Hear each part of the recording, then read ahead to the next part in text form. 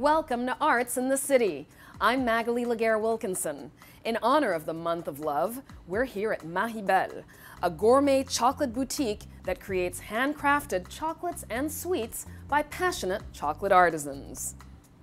Every nook and corner of this chocolate wonderland is not only whimsically decorated, but you'll also find mouth-watering chocolate creations mostly sourced from various Honduran farms. A farm-to-table chocolate, if you will. There's a multitude of chocolate confections for any occasion, including Valentine's Day, and the imaginative ganaches, offered in dozens of exotic flavors, are edible works of art, each design telling its own story. Mahibel is also known for its teas and hot chocolate, which is considered to be the best in the city. Plus, they have their own cafe right inside the store where you can enjoy their specialties and more. Thank you very much. The staff at Mahibel could probably write a book about chocolate. And if you love reading as much as you love sweets, then watch as our Carol Ann Riddell takes us to Behind the Book. It's a program that connects New York City students and authors one page at a time. These third graders are not just listening to a story. What they hear and see in this classroom is possibility. Welcome to Behind the Book, a program that brings accomplished authors into New York City public schools. The kids are so excited, to meet an author, and just the author inspires them to become better writers, and it just helps them to believe that they too one day could become, fulfill their dreams of becoming an author if they wish. To meet a book author is really cool because you get to know more about that person in the book. We saw Behind the Book in action at PS 154 in Manhattan with Paige McBriar, author of Beatrice's Goat, a story about a young girl in Uganda whose life is changed when her family receives a goat. And the gift of the dairy goat allows her to sell the extra milk to her neighbors and save up enough money to go to school. The authors in Behind the Book spend time working with the students, helping them to develop their own writing. I really do get more of a chance to interact with the students, and we do some activities. It's not just me talking to the kids about a book. It's some fun activities that we do, and the fact that I get to come back a second time and each child gets his or her own book. Those are all things that really reinforce the power of reading and the power of learning and the power of community. Behind the Book is working in 68 New York City classrooms this year and handing out 4,500 books to students. It's a powerful process for kids, going from reader to writer to true author. By the end of the program, the kids see themselves as rock stars because they've been through a lot of writing and editing with the author. They see themselves as friends with the author, again, even the high school kids. And if they write books, the books go into the school libraries and other kids have an opportunity to take out those books and they become the stars of the school. Behind the Book is about reading and writing, but it's also about building confidence and critical thinking. All the programs we do are designed to make them critical thinkers, to make them have to think about what they're doing, develop their own opinions, back up those opinions. These are very basic skills that a person needs in order to be successful in the world. Success that begins by turning a page. Carol Ann Riddell for Arts in the City. Up next, our Andrew Falzone takes us to an exhibit in Soho that traces the history of the Rolling Stones from the small stage to their superstardom. Many music fans consider the Rolling Stones one of the greatest musical acts of all time, and if you're a hardcore Stones fan who can't always get what you want, exhibitionism is sure to deliver a lot of satisfaction. As Mick said, it's not only about the music, it's about, what you wear and how you look and who photographs you and who films you. And that explains how the Rolling Stones have been enshrined by fans into a level of musical superstardom few ever see. Of the top 20 grossing tours of all time, 4 belong to the Rolling Stones, and when adjusted for inflation, 2 of the top 3 spots belong to the Bad Boys from London. And they really participated in these amazing artistic collaborations, which really kind of catapulted their imagery to the forefront of popular culture. Eileen Gallagher has a lifetime of curation experience, starting in New York's art museums and moving on to the Rock and Roll Hall of Fame before setting out on her own. Nothing can quite prepare you for the depth and breadth of showmanship that is exhibitionism. Housed in the West Village at Industria on Washington Street, it includes over 500 items from the Stones' personal archives just outside of London. It's the first time the band has ever let anyone into the archives, let alone loaned out this rare collection of rock and roll history. They have a lot of things and they also don't have a lot of things. The band didn't really keep anything before like the early 70s because they had no idea that they were going to be famous, so they kept nothing and we had to rely on collectors for the early stuff. But for the later years, they were pretty good about keeping things, particularly fashion. There's about 3,000 items of fashion in the collection. Many of the band's outrageous outfits are on display, grouped in sections by theme and style. Decades later, their owner still seems to have a certain lust for them. There's so many good outfits. I'd love to try them all on and swish around that room in them. You know, the kind of big velvet. When you go in, there's this big mauve velvet one, and then big pockets, and there's the Georgian ones and Regency ones, and then there's the kind of Aussie Clark jumpsuits. I'm sure I can still get into them. An arsenal of the band's guitars are on display, backset with an image of each being played by its famous owner, lyric sheets scrolled by the hands of true rock gods, and a very special piece to Stones drummer Charlie Watts. My sky blue pearl Ludwig drum kit from 1960.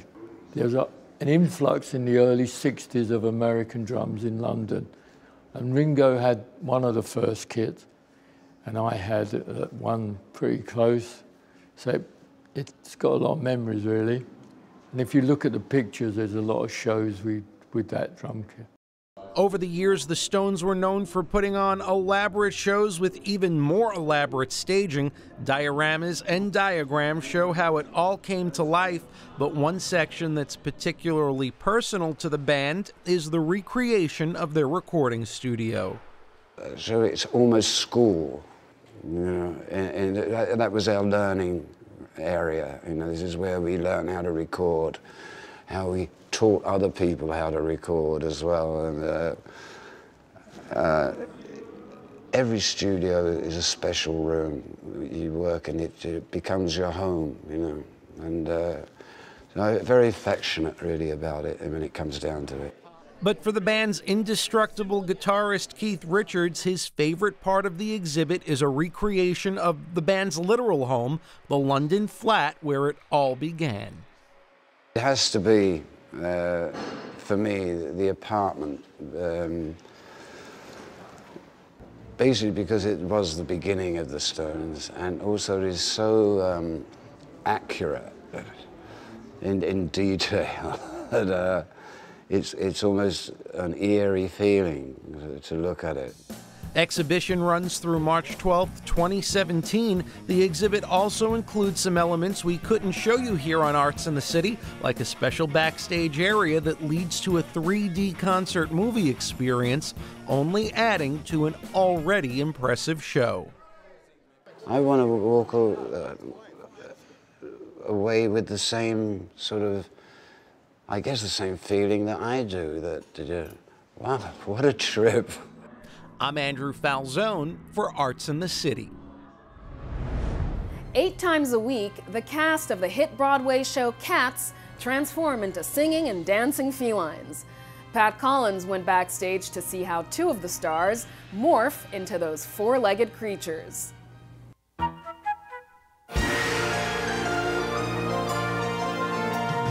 Before they leap onto the stage, the cast members of Cats begin the transition process backstage. 2 of the show's stars, Tyler Haynes and Eloise Kropp, are applying their makeup for a Wednesday matinee.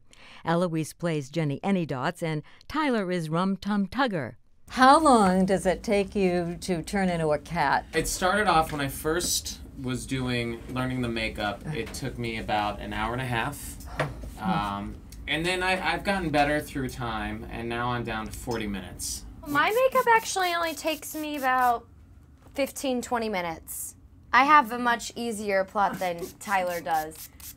Do you use custom makeup? This is called Marin. It's a cream blend stick, and it's just theatrical makeup, and I apply it from my eyebrows, my lines, my muzzle and nose, and all that. So, and do it a couple times. Tell me about that interaction with the audience. Sometimes I'll come into the audience and people will scream audibly and be frightened by our presence, and then other times people will look at me and stick their tongue out me. Some audience members that like just to interact with you whether you want to or not. Like there have been times that I've been like grabbed at, or people pull up my wig and they forget that probably shouldn't do that. But and that you're not really a cat. Yeah, that I'm not really a cat.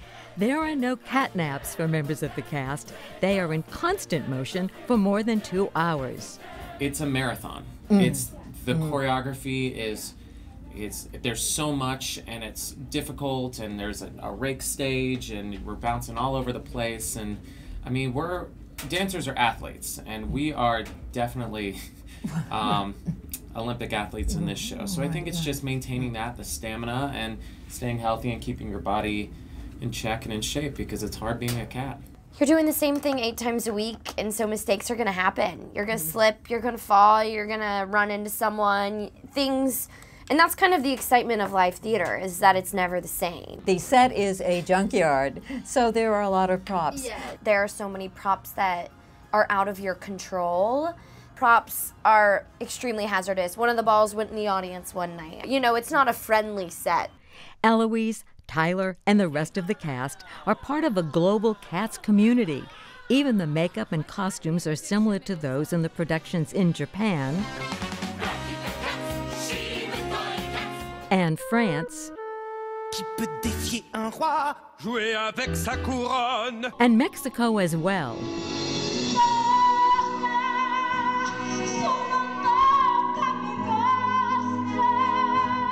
What all performers have in common are more than a few aches and pains. I'm constantly in acupuncture and physical therapy and take Epsom baths every night, and it's just, you know, and then when we have our day off, my body literally crashes. This show's tough because everything is set to music.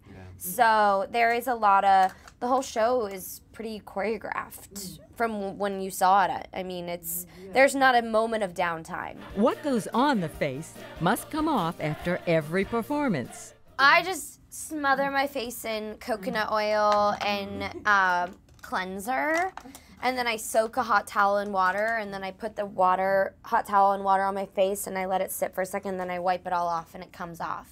Right. See, I have to apply so many layers on throughout the show because I sweat it off so much. So I do about 4 different layers, and so it's just a big crusty mask, and so it just takes me a while. Tyler and Eloise look like this when they are not on stage. They go through this same transformation 8 times a week, as do their fellow castmates. I think we all were kind of like, what are we getting ourselves into?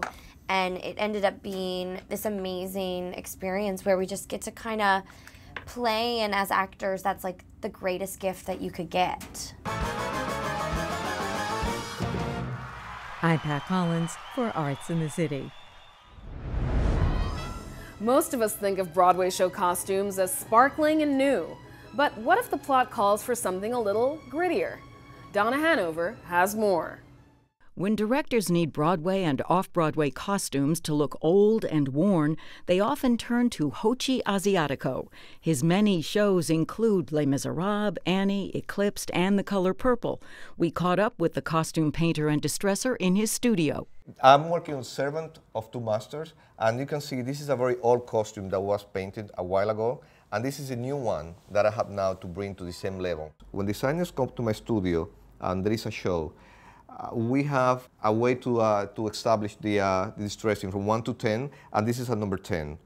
Hochi says he gives the clothes a history. When you distress, you have to do it inside out. You have to do it all over because the actor has to feel that it's real. I don't want it to feel like a costume. I don't want it to feel fake. Hochi showed us how he uses paint to create shadows or highlights on a garment. I have to spray with spritz of water, then I do the paint, and with the dryer, pretty much I force it to dry, and the paint will go soft, and you see that the shades are going to be more natural. Okay, now I'm going to be doing some shredding and sanding is actually pulling down the fiber of the costume so it doesn't look so stiff and so new. This is what I do with the sandpaper. You do it pulling it down the same way that people start living into the clothes. That's why everything goes down. It never goes up. This is a very interesting tool. It's like a wire brush, and it really breaks the fabric very easy. As you can see, it's really pulling down all the edges. We exaggerate a lot.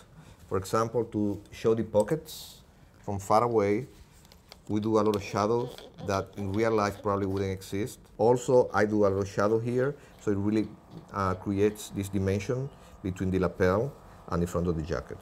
Some shows have unique challenges. When we did the clips, that's the costumes are ready for Lupita Nyong'o, the designer, even he brought me a sample of the dirt that they had in that particular imaginary town in Africa. So I have to pretty much use the same color or the dirt that they did use on the set to add that into the clothes. Ho Chi did a lot of work for Les Miserables. I did only the dressing of the opening scene when you see the convicts, probably 15 guys, and all the costumes were built brand new. So I have to make them look really, really dirty and dingy and old and worn out. Some of them had bullet holes and dry blood. How does he make costumes look bloody? Paint. It's all paint. If I'm doing some show that the actor has like a wounded head and the blood is here, the blood in the head has more oxygen, so it's a darker tone. Also the lighting. You have to be very careful that it doesn't look purple or doesn't look orange. How did Ho Chi get into the business? I'm from Dominican Republic, and I studied art and painting there. Then I came to Parsons, where I studied illustration. And after Parsons, I worked for a couple of years as a fashion illustrator. And then one day, actually, out of the blue, I was looking for an additional work, and I ended at a studio where they were looking for fabric painters. I never painted fabric, but I needed a job that day, and I lied, and they hired me. I used to learn by doing this craft through many, many years, and watching people and going to the theater and looking at movies and really paying attention to clothes and how they were out on people. I'm distressing this coat. It's for a show actually called I Like It Like That. It's an off-Broadway show, and this is a homeless coat. I look at homeless people in the subway all the time. I stare at homeless people, and I see where they really put the dirt and where they put the life into it. Ho Chi also likes painting non-distressed costumes, as he's done for shows like Wonderland, Disney's Tarzan, Ghost the Musical, and Ringling Brothers Circus. For The Color Purple, Ho Chi distressed some costumes and finally painted a special one. I painted the robe for Jennifer Hudson, which was literally a month of work, just painting one specific robe, that the designer wanted to have this look in the fabric of a robe from the 1930s, and she had this wallpaper, this antique wallpaper that she wanted me to reproduce on the fabric, and it took a long time to do that one. That was one of the most beautiful things that I did last year, I think. As for the distressed costumes, how does he maintain the same amount of dirty, torn, and worn over a long run? We have to heat set the paint really well. Having contact with the wardrobe supervisor, and when things get washed a lot, they have to be bring back to the studio and be touched up all the time. So it's a continuing relationship with the show. Yes, yeah, totally. So this guy, who is still a work in progress, already looks like he's had a pretty rough time of it thanks to Ho Chi's artistry. I'm Donna Hanover for Arts in the City. Who would ever think a 130-year-old synagogue in Chinatown would still be standing? Tina Beth Pina uncovers this month's hidden gem. If you walk down one of the typical side streets filled with Chinese storefronts, you'll see the Eldred Street Synagogue standing tall. Built 130 years ago during the heyday of Jewish immigration, it went through a period of decline, restoration, and rebirth as the museum at Eldred Street. It is the first great house of worship built by Jewish immigrants from Eastern Europe. It's a city, it's a state, it's a national historic landmark. It is important both for its history, for its architectural splendor, and for its place within the American Jewish immigrant experience. Starting in 1881, America opened its doors to over 2.5 million Jewish immigrants who were fleeing the pogroms and persecution in Eastern Europe. They came to start a new life, one with economic opportunity and religious freedom. More than 80% settled in the Lower East Side. In 1887, they built a grand synagogue in Gothic, Romanesque, and Moorish styles. Look around you. It is beautiful. There are 50-foot high ceilings. There's stained glass everywhere. There are beautiful painted designs. Why were they doing it? Because this is the first time they are building a synagogue in their new country. And they want it to be grand. They want it to stand out. And it stands with Stars of David mounted from the rooftop, announcing their pride in Jewish identities. They wanted it to be beautiful. They were proud Jews and they were proud Americans, and they showed that in this structure. Stars abound throughout the synagogue, side by side with 5 pointed stars floating in the ceiling and eastern wall. Are they stars from the heavens or from the American flag? Maybe both. Amy Stein Milford likes to think back to the time the sanctuary was filled with worshipers. First of all, there were 740 seats here, and you can bet that for the Jewish holidays like the Jewish New Year, it would have been full to capacity. It was diverse in the pews. Lawyers, merchants, peddlers, artisans, people working in the garment industry are sitting together in this space. Men downstairs, this is a traditional Orthodox space, women upstairs. So there's prayer going on, there's talking going on, there's socializing going on. It's full and lively and vital in this space. This synagogue was a vital part of the community until it went into decline, starting with the passage of an anti-immigration law in 1924. Then the Depression in the 1930s, the exodus of Jews to the suburbs post-war, and other immigrant communities moving in the 1950s and 60s. By the 1970s, the sanctuary was in total disrepair, although a small congregation still prayed downstairs. A group of dedicated people miraculously rescued the building, and it took 20 years and $20 million to restore the synagogue to its former glory by 2007. And then in 2010, one last element was added. This is the only contemporary element in the building, and it is the new east window that was designed by artist Kiki Smith and architect Deborah Gans. So it provided the museum with an opportunity to announce that this is a building whose story hasn't ended, but that has a new chapter, this chapter of rescue and revitalization. And so the window represents the 21st century. Now, the building is home to the museum at Eldridge Street, which includes not only this magnificent synagogue, but also a new visitor center with interactive displays and a gallery. And we welcome tens of thousands of people for tours and walking tours and cultural events and concerts and school programs and family events. One of the museum's most famous events is its yearly Egg Rolls, Egg Creams, and Empanadas Festival in June. It celebrates the Jewish, Chinese, and Puerto Rican communities of this neighborhood. I always embrace all people who come here, of all faiths, of all ages, of all cultural backgrounds, and for whatever reason it is. This is a building that has had a storied past, but it has a present and a future too that is full of life and growth, and I hope to see it have many more chapters in its story. For Arts in the City, I'm Tina Beth Pina. It's the dead of winter, so what do you do for fun?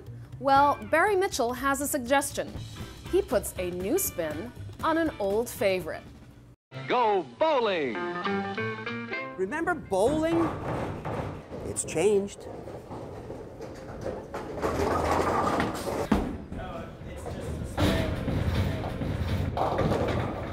Bowling is one of those things. If you go on and you just check the Instagram feeds and hashtag bowling, you're gonna see pictures of their shoes, you're gonna see pictures of the strike dances.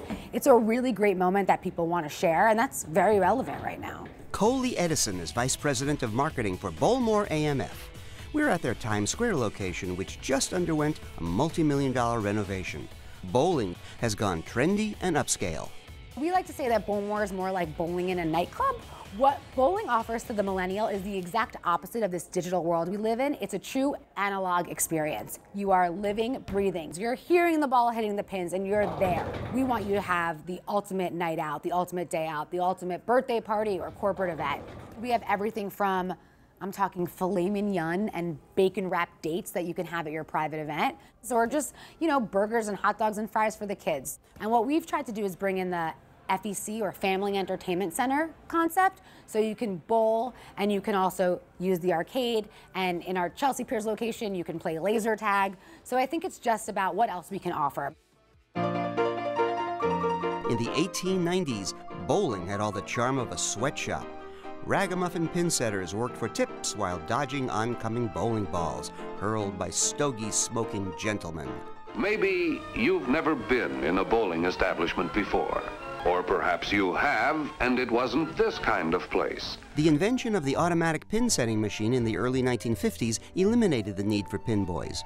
Bowling was repositioned as safe, clean, family fun for the post-war generation.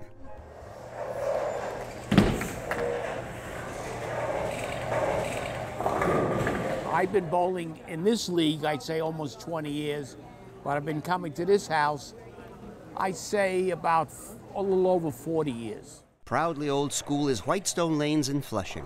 Lisa Macaluso's family built and has owned and operated it since it opened 58 years ago. It's still a family-run business.